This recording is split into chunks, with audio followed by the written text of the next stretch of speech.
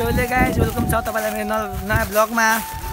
आज चाहिँ म यहाँ हाम्रो सिसबारी ओन ग्राउन्ड है, त्यहाँ चाहिँ फुटबल म्याच चलिरहेको छ मेयर कप है। अनि मेयर कपमा चाहिँ म जाँदैछु गेम हेर्नको लागि। अहिले चाहिँ प्लेयरहरू कोही पनि आएको छैन, हामी चाहिँ छुट्टी आएको छौँ होइन।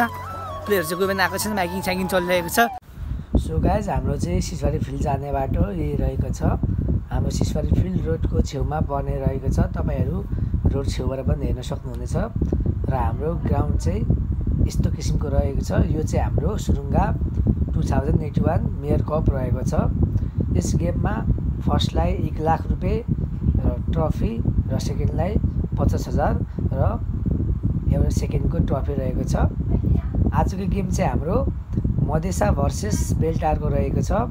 पहिलो जर्सीको बेलटार र सेतो जर्सीको मधेसा रहेको छ। हाम्रो रेफ्री दाइहरू र प्लेयरहरू खेल्न रेडी भइसकेका छन् र हाम्रो गेम अब निकै छिटो स्टार्ट हुन गएको छ। र तपाईहरूलाई मैले अघि ड्रोन सुट देखाएको थिएँ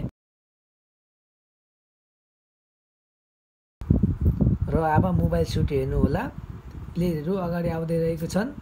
हाम्रो नेसनल एन्थेम कार्यक्रम सुरु हुन गएको छ।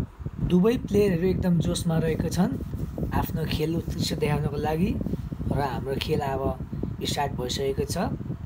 र यो खेलमा चाहिँ मधेसाले 3 र बेलटार 0 भएर मधेसाले यो गेम जितिसकेको छ।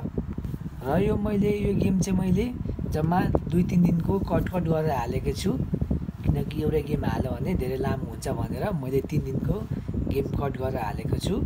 र हाम्रो दर्शकहरू 300 भन्दा धेरै रहेको छ।